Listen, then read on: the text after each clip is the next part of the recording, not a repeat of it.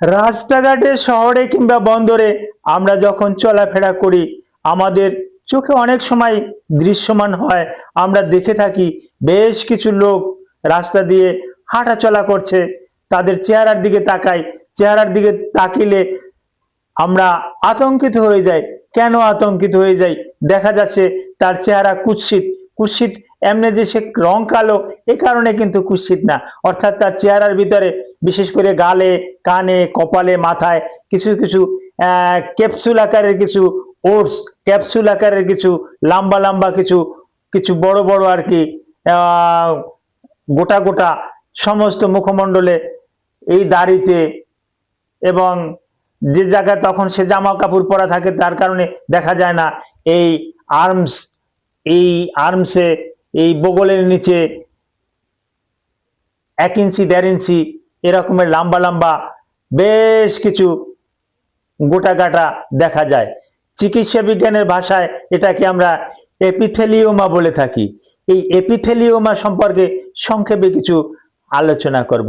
Epithelioma কি, epithelioma কেন হয়, এই ট্রাইকো এপিথেলিওমা এর চিকিৎসাটা কি, এই ব্যাপারে কিছু গুরুত্বপূর্ণ আলোচনা করব।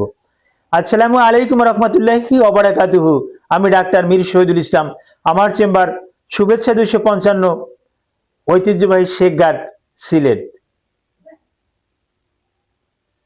যে কোনো একটা সার্চ ইঞ্জিনে ডাক্তার মীর শহীদুল ইসলাম কথাটি লিখে সার্চ দিলে আপনি আমার সম্পর্কে বিস্তারিত জানতে পারবেন।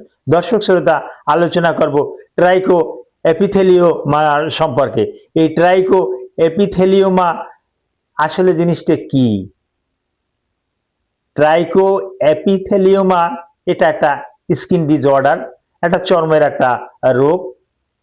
তবে এটা খুব রেয়ার কেস, সচরাচর আমরা পাই না। এটা জিনগত একটা রোগ, এটা বংশগত একটা রোগ।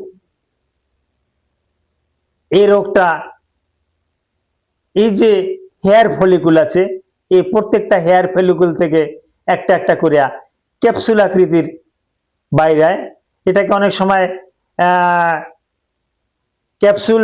ক্যাপসুল সিস্ট বলা হয়, যদিও এই নামের সাথে কোনো চিকিৎসা বিজ্ঞানের নামের কোনো মিল নাই, কিন্তু ক্যাপসুল সিস্ট, ক্যাপসুল ওট, এই ক্যাপসুল ওট নামেও কিন্তু পরিচিত, কিন্তু আসল নাম tricho epithelioma.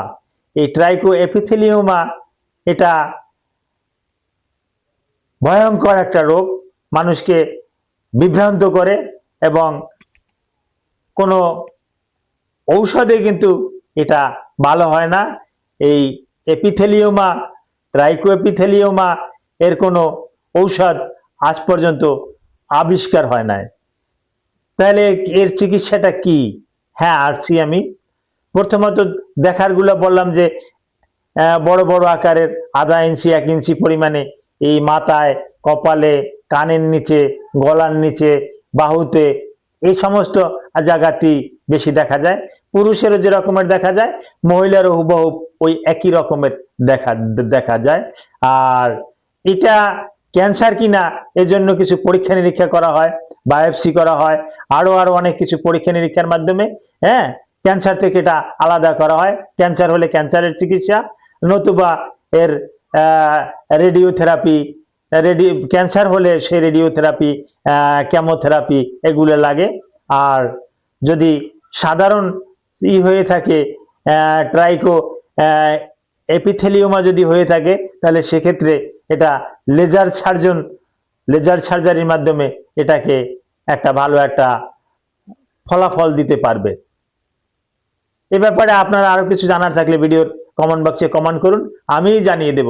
Thank you all.